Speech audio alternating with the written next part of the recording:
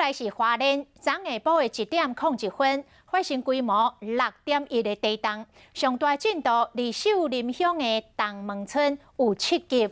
这届地震的威力相当是0.7粒的原子弹。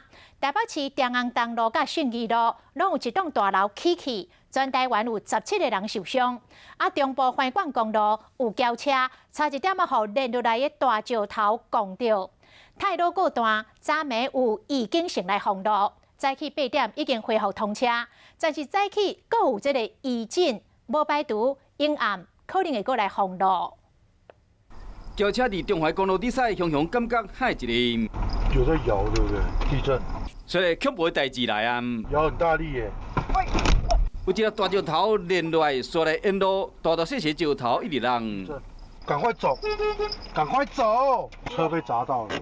虽然民众车有捡石头捡到，加在无啥要紧，就惊讲发生危险。中华公路太鲁各段嘛，伫暗时随封起来。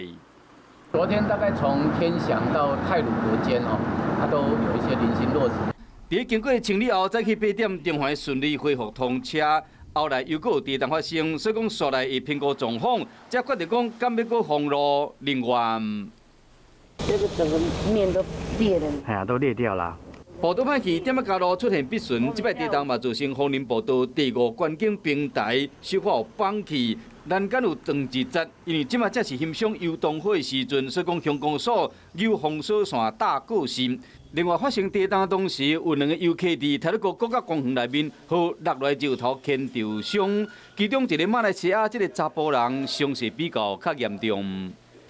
现在还是算是在危险期，不过应该往乐观的方向走。因为未来这几天也有可能会发生余震，加上落雨了后土石较松软，所以讲提醒乡亲为了自身安全，尽量莫去山区。